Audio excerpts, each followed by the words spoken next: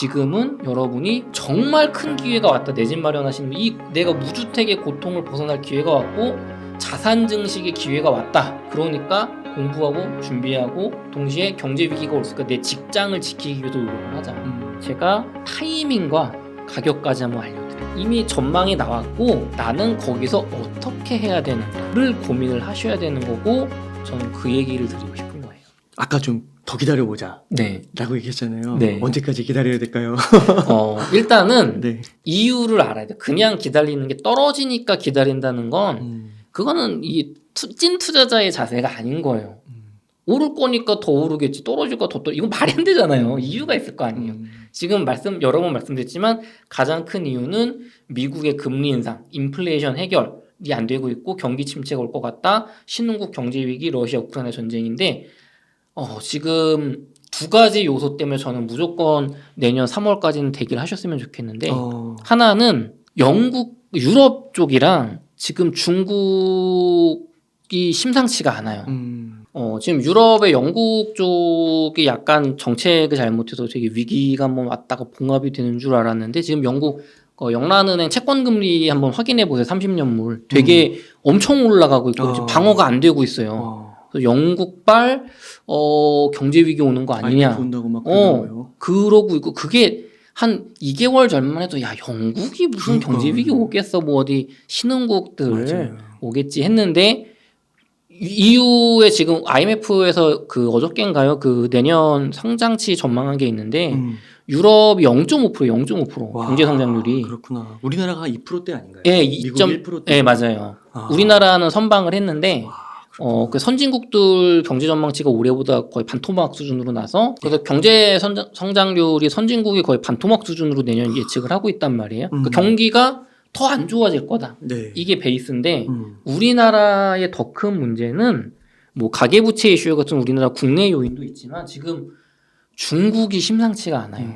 진짜로 심상치가 않아요. 제가 9월 달에 제 강연 때 잠깐 중국 좀 심상치 않은데 그래도 잘 막지 않겠어. 이 정도 느낌이었는데 중국 부동산은 여러분이 한번 공부를 해보시면 약간 우리나라 IMF 때 구조거든요. 그래요. 빚으로 돌려막은 성인데 그러니까 우리나라 가계부채는 심각하다 하지만 그렇게 심각하진 않아요. 어떻게 그러니까 뭐랄까 여기 좀 조심해야 돼 이런 느낌이면 거기는 야 저거 터지면은 진짜 IMF 온다.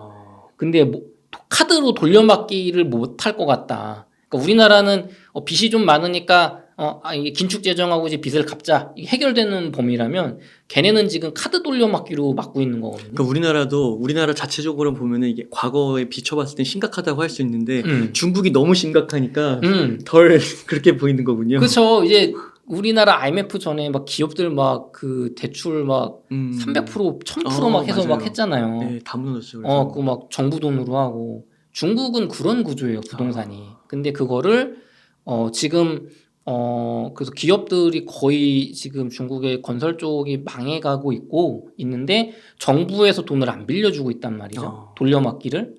중국 경제가 굉장히 어려워질 거란 말이죠. 코로나 막 제로 코로나 정책 이상한 거 한다고 막 더 그렇죠. 망하고 있는데 그러면은 우리나라 입장에서는 중국은 우리나라 경제의 3분의 1을 차지하는 파트너잖아요. 그럼 우리나라 경제도 굉장히 안 좋아질 거 아니에요. 거기에 야 중국 부동산 지금 버블 터져서 50% 폭락했어. 60% 폭락했어. 우리나라도 터질 일만 남았어. 심리까지 죽겠죠.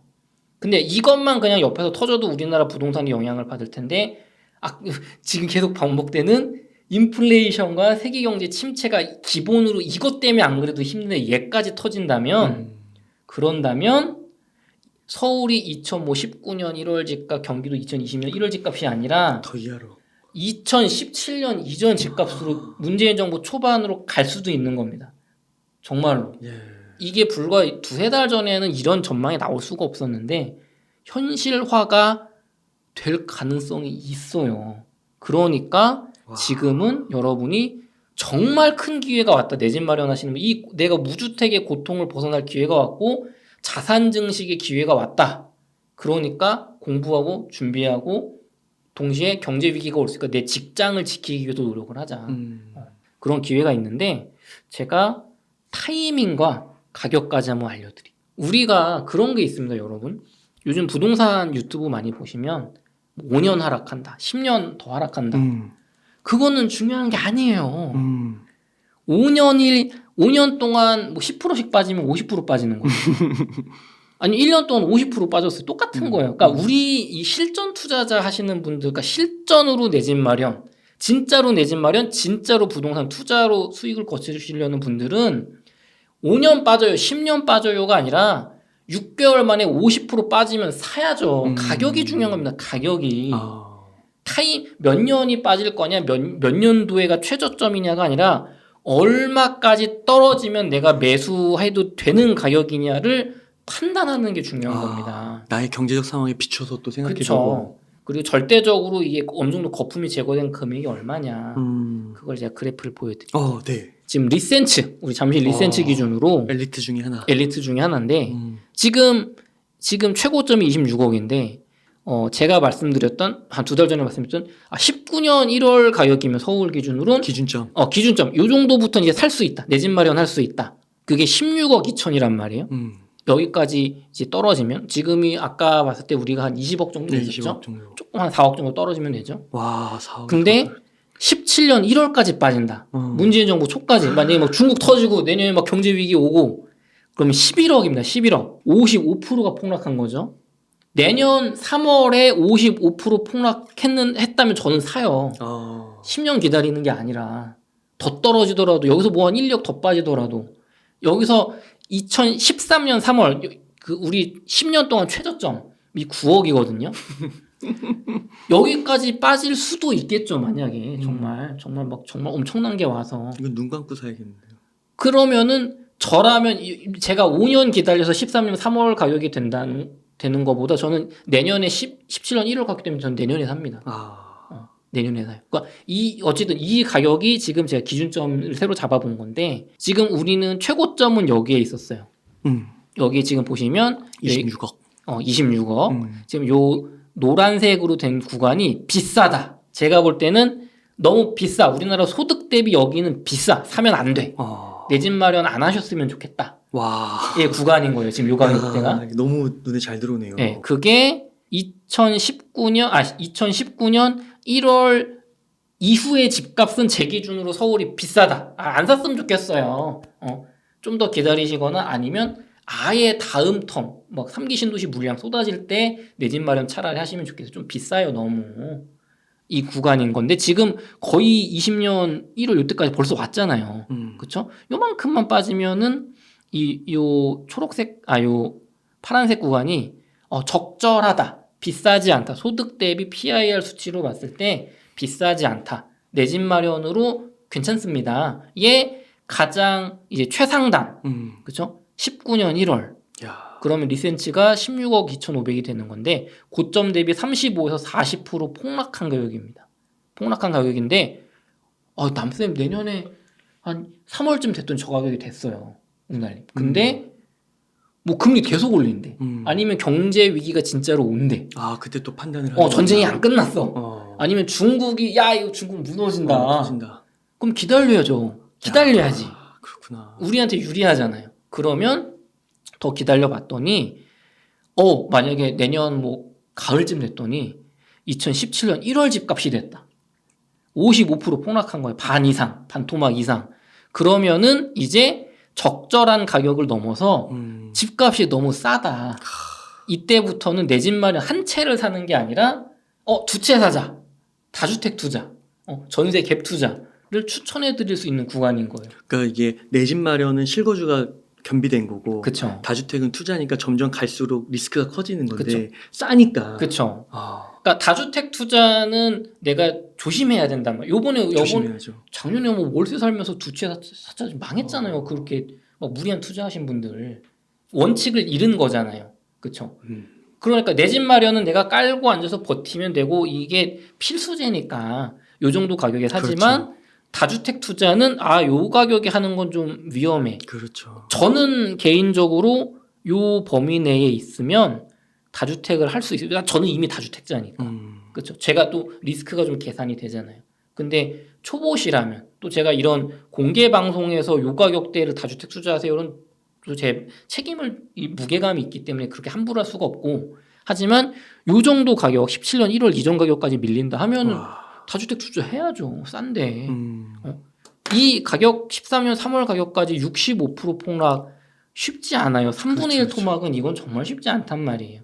그래서 여러분이 그러면은 19년 1월 집값, 17년 1월 집값 요 정도 사이면은 내 집 마련이 정말 괜찮은 가격이고 이 밑으로 살 수 있다면 정말 적극적으로 투자를 해볼 수 있겠구나 하는 기준점을 지금 제가 잡아드린 거예요. 네. 근데 이거를 시기로 맞추려고 하면 내년 6월까지 기다리세요. 그럼 내년 6월까지 적절한 구간으로 들어왔다 문제 해결돼서 다시 비싸는 구간 가면 놓치는 거잖아요. 타이밍을. 그렇죠.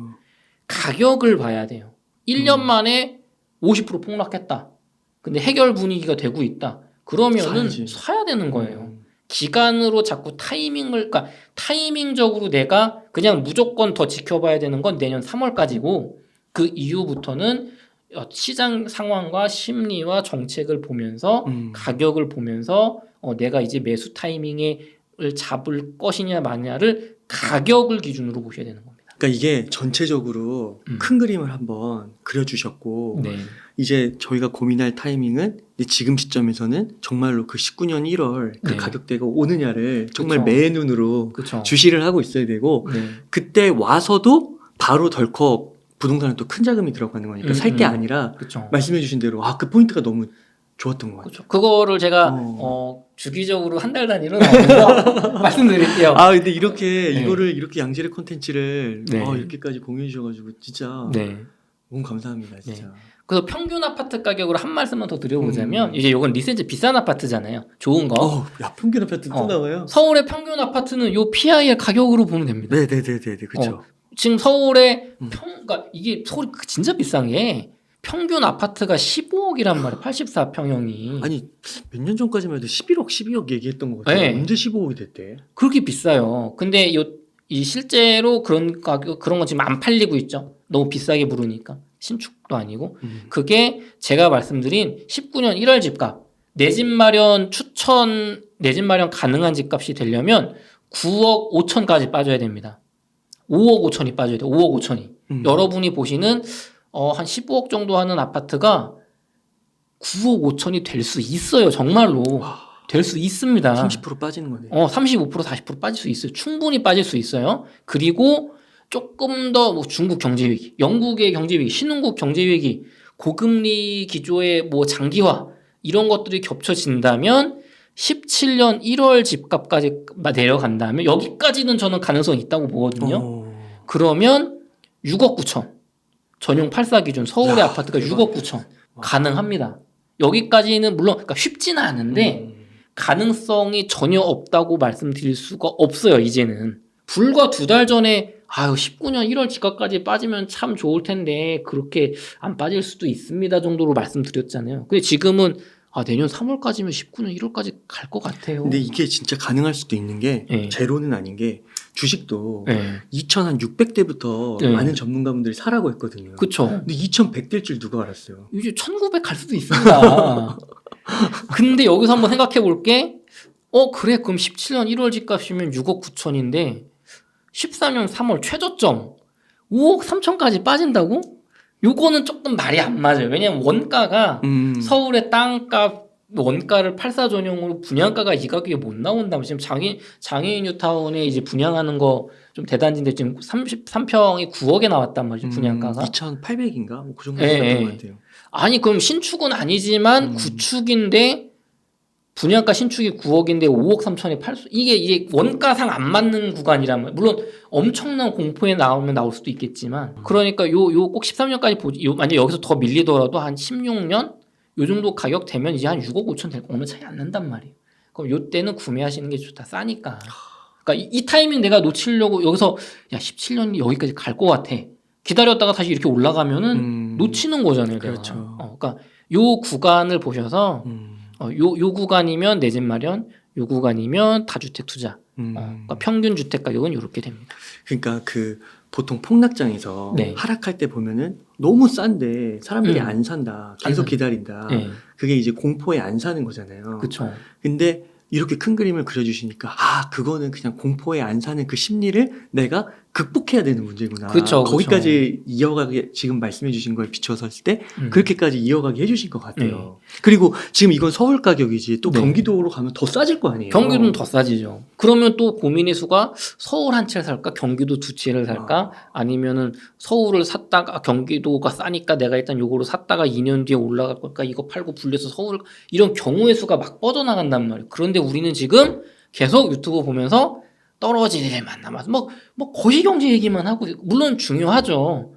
근데 그럴 거면 웅달 책방을 왜 보냐 이거예요. 실전 투자자분들은 그건 이제 다 끝난 얘기입니다. 이미 전망이 나왔고 나는 거기서 어떻게 해야 되는가를 그렇죠.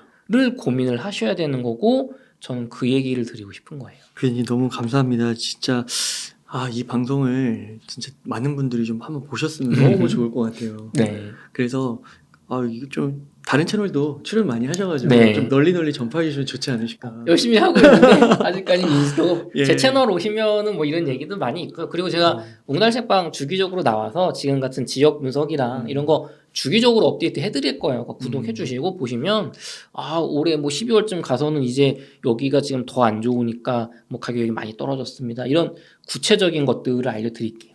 진짜 너무 좋은 내용을 이렇게 아낌없이 공유해 주셔서 너무 감사드리고 웅달 책방이 마중물이 될 수 있도록 네네. 앞으로 활약하시는데 더 많은 활약하시는데 최선을 다하도록 하겠습니다. 제가 사회자로 있는 부동산 웅달 책방의 그 영상들도 좀 많이 봐주세요. 네. 감사합니다. 그러면 덕현님 오늘 한 요 정도에서 네. 마무리하고 또 다음 시간에 또 한번 좋은 자리 마련하도록 네. 하겠습니다.